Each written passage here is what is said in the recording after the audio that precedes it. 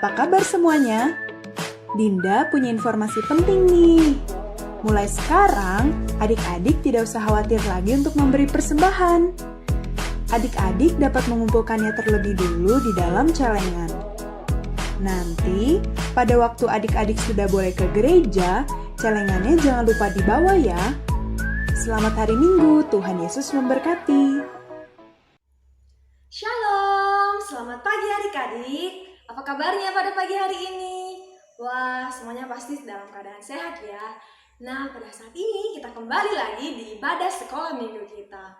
Nah, minggu ini kita masuk di minggu pertama bulan Desember. Nah, adik-adik harus ikut sekolah minggu terus ya, ikutin kegiatannya. Karena minggu-minggu berikutnya akan ada kegiatan-kegiatan yang lebih menarik lagi. Oke? Harus menyaksikan terus ibadah sekolah minggu Gereja Baptis pertama. Namun sebelum kita memulai sekolah minggu kita saat ini, mari kita bersatu di dalam doa. Bapa kami yang baik, pada saat ini kami akan memulai sekolah minggu kami. Tuhan, kiranya Engkau yang selalu beserta dengan kami, memimpin kami perlu Roh Kudus-Mu, kami mau bernyanyi untuk Engkau, dan kami mau mempersiapkan hati kami juga nanti untuk mendengarkan kebenaran firman-Mu. Terima kasih Tuhan Yesus, Engkau pimpin kami dari awal sampai kami mengakhiri ibadah kami. Dalam nama Tuhan Yesus, kami telah berdoa dan mengucap syukur. Amin. Yuk adik-adik, kita bernyanyi, kita mau bergerak, kita mau memuji nama Tuhan. Jesus loves me, Jesus loves you. Adik-adik, kakak mengajak adik-adik yang ada di rumah untuk bernyanyi bersama-sama. Yesus di dalam rumahku.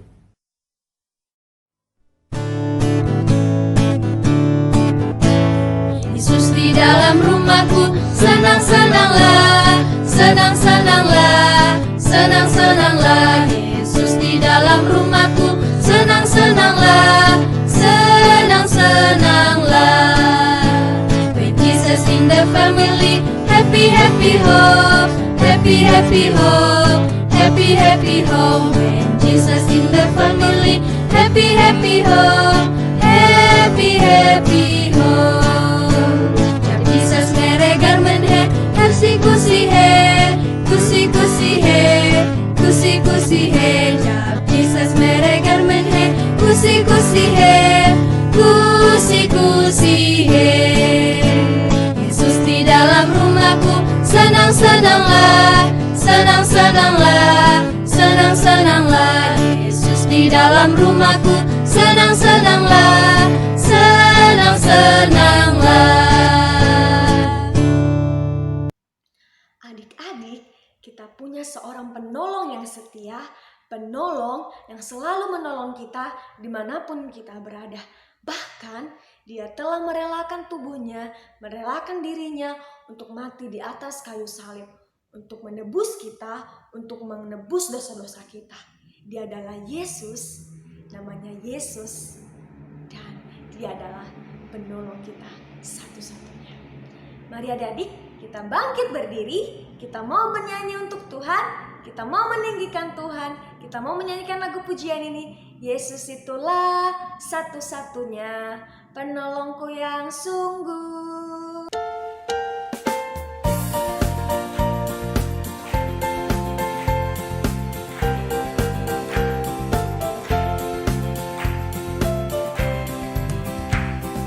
Yesus itulah satu-satunya penolongku yang sungguh. Dia berjanji akan kembali angkat kita semua. Oh, haleluya, puji Tuhan, upahmu besar di surga. Oh, haleluya, puji Tuhan, upahmu besar di surga.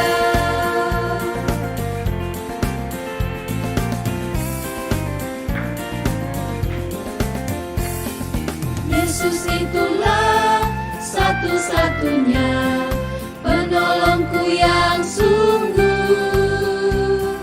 Dia berjanji akan kembali. Angkat kita semua, oh haleluya, puji Tuhan, upahmu besar di surga. Oh haleluya, puji Tuhan, upahmu besar di surga. Oh haleluya, puji Tuhan, upahmu besar di surga. Oh haleluya, puji Tuhan, upahmu besar di surga. Adik-adik, Yesus adalah jagoan kita yang hebat, jagoan kita yang luar biasa. Bahkan tidak ada yang bisa menandingi Tuhan Yesus. Karena Tuhan Yesus adalah jagoan yang hebat, jagoan yang luar biasa. Mari kita terus berdiri, terus memuji nama Tuhan. Kita mau bernyanyi, Yesus jagoanku, Yesus jagoanku.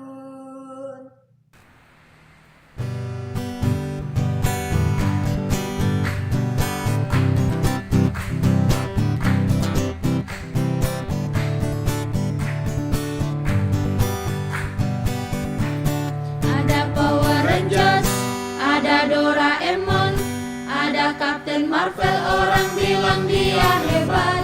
Ada Spider-Man, ada Om Superman, ada Kakak Batman, orang bilang dia hebat. Tapi buat kita ada yang lebih hebat, namanya ajaib, dia jagoan kita. Namanya Yesus, namanya Yesus, jagoan kita. Tuhan Yesusku adalah jagoanku. Tuhan Yesusku adalah idolaku. Tuhan Yesusku adalah harapanku, jagoanku, idolaku untuk selamanya.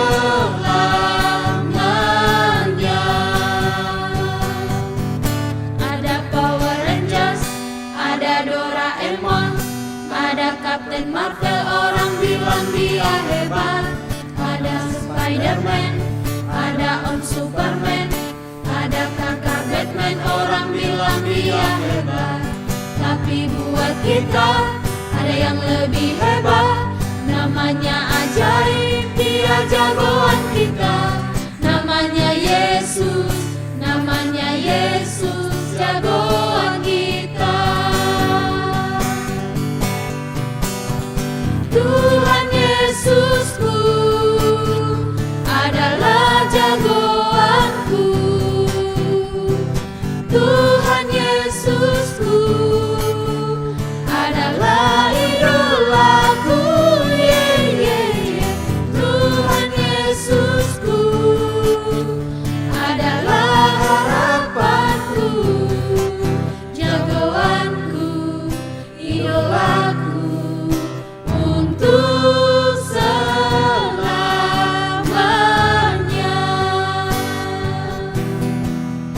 Untuk selamanya.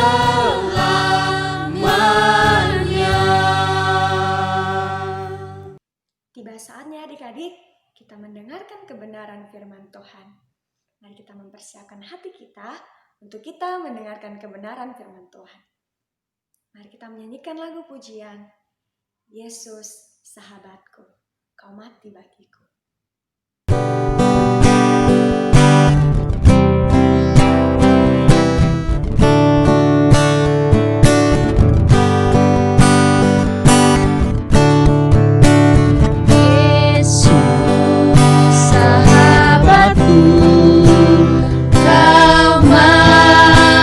Bagiku besarlah kasih-Mu, sahabat dan Tuhanku, sampai ku besar nanti, sampai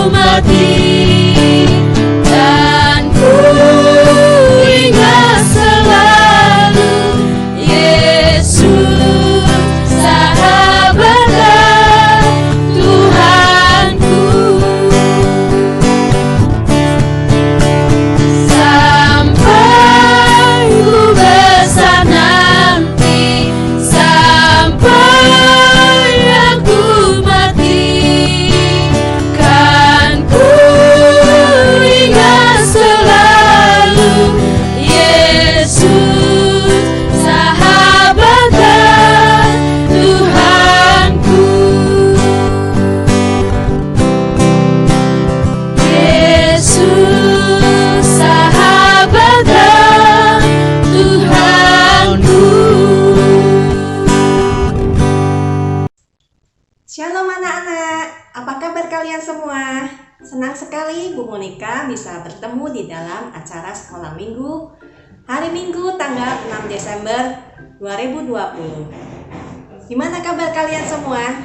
Semoga kalian semua selalu sehat, tidak kurang suatu apapun, tetap semangat, penuh sukacita. Kita mau beribadah dalam acara sekolah minggu pada hari ini. Sebelum kita mulai, kita akan minta pimpinan Tuhan supaya apa yang kita lakukan memuliakan nama Tuhan. Yuk anak-anak, duduk yang manis, lipat tangannya, tutup matanya. Kita akan berdoa. Mari anak-anak, kita berdoa. Allah Bapa kami yang penuh kasih, terima kasih Tuhan, Engkau sudah memberkati kami. Waktu malam kami tidur, istirahat, Engkau sudah memulihkan tenaga kami pada pagi hari ini. Saat ini anak-anakmu rindu untuk belajar akan firman-Mu. Biarlah Engkau hadir di tengah-tengah kami, menolong kami, sehingga kami mengerti apa yang Engkau firmankan kepada kami, dan tolong kami untuk menjadi pelaku firman-Mu. Terima kasih ya Tuhan, di dalam nama Tuhan Yesus kami berdoa. Amin. Anak-anak, siapa yang masih ingat firman Tuhan minggu lalu? Tentang apa? Ada yang ingat? Ada yang ingat? Hari ini masih to be continue ya ceritanya. Judulnya aja, siapa yang ingat? Ada yang tahu? Ya, betul. Nubuat tentang Yesus adalah keturunan Daud. Ya, sekarang kita akan melanjutkan dengan nubuat tentang Yesus yang akan lahir dari seorang dara. Dara di sini artinya perempuan, bukan burung dara ya. Setelah Allah berjanji untuk mengokohkan kerajaan Daud melalui keturunannya, seperti yang dinubuatkan oleh Samuel dan diulangi kembali. Nubuatan tersebut melalui Etan, orang Esrahi, ketika menyaksikan hikmat Tuhan yang menyertai Salomo saat menggantikan Daud menjadi raja. Tetapi Salomo tidak setia kepada Tuhan, dan setelah Salomo meninggal dunia, mulai terpecahlah kerajaan tersebut menjadi dua, yaitu kerajaan Yehuda dan kerajaan Israel. Sekitar kurang lebih 250 tahun setelah pemerintahan Salomo, Allah mengingatkan kembali akan janji keselamatan melalui nubuat Nabi Yesaya kepada Raja Ahaz dari kerajaan Yehuda. Nama Ahaz ini disebutkan juga dalam silsilah Yesus Kristus di Matius 1 ayat 9. Yuk kita buka Alkitabnya ya anak-anak. Matius 1 ayat 9. Apa benar nggak ya? Ada nggak sih nama Ahaz itu? Udah ketemu? Matius 1 ayat 9. Usia memperanakkan Yotam. Yotam memperanakkan Ahaz. Ahaz memperanakkan Hizkia. Jadi Ahaz ini masih ya masuk dalam keturunan silsilah Yesus Kristus. Nubuatan Nabi Yesaya ini untuk Raja Ahaz sebenarnya merupakan ungkapan kekecewaan Allah kepada Raja Ahaz yang sombong dan tidak percaya kepada penyertaan dan kemahakuasaan Allah saat Yerusalem dikepung oleh Resin, Raja Aram, dan Pekah bin Remalia, Raja Israel. Yuk kita baca di Kitab 2 Raja-Raja 16 ayat 5. 2 Raja-Raja 16 ayat 5 kita baca ya. Pada waktu itu majulah Resin, Raja Aram, dan Pekah bin Remalia, Raja Israel untuk memerangi Yerusalem. Dan mereka mengepung Ahaz, tetapi mereka tidak dapat mengalahkan dia. Nah, Raja Ahaz ini waktu dikepung itu khawatir juga, sehingga Raja Ahaz ini minta pertolongan kepada Raja Asyur. Yuk kita baca.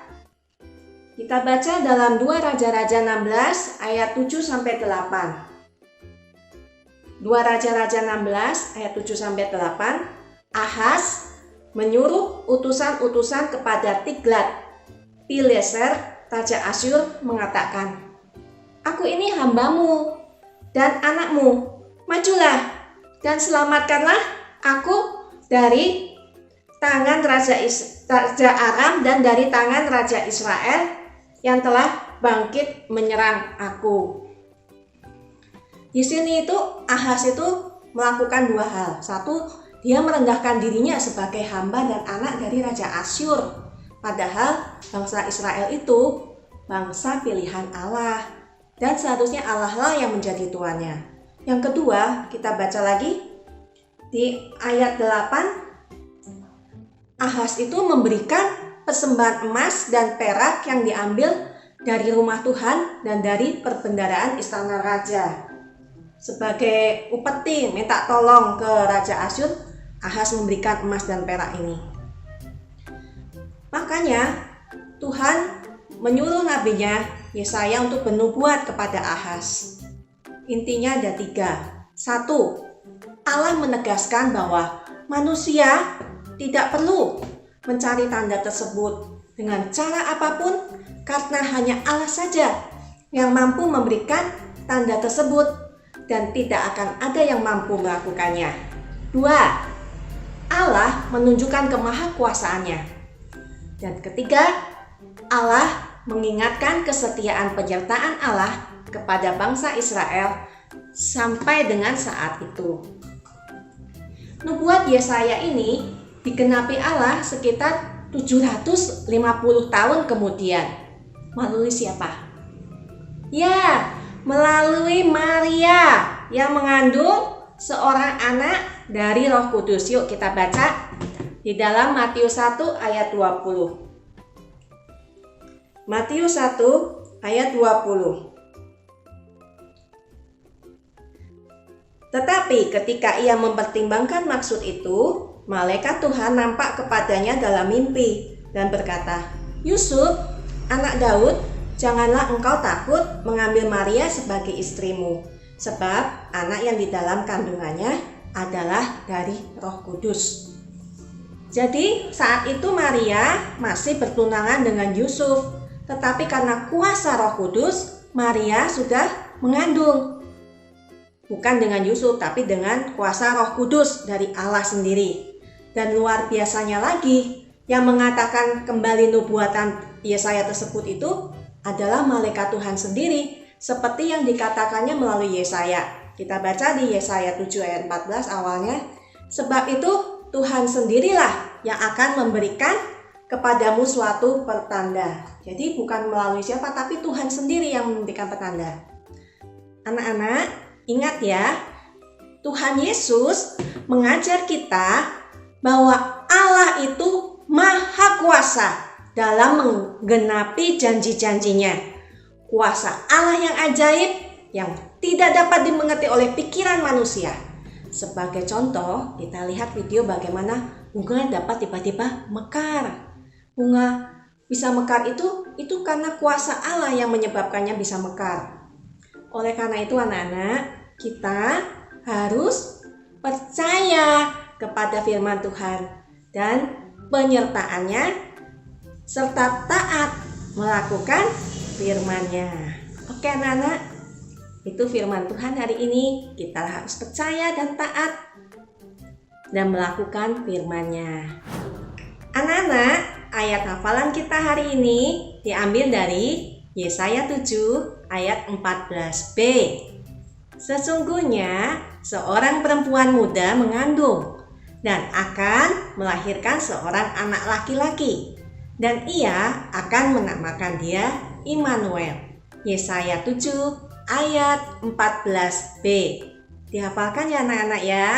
Anak-anak, untuk kegiatan prakarya, Ibu telah menyiapkan beberapa. Silahkan dipilih sesuai keinginan dan sesuai kemampuannya masing-masing. Oke, kita akan tutup dalam doa. Kita mengucap syukur atas firman Tuhan yang telah kita baca dan kita dengar, supaya Tuhan Yesus mau memeteraikan firman itu dalam hati kita. Mari anak-anak, kita tutup di dalam doa.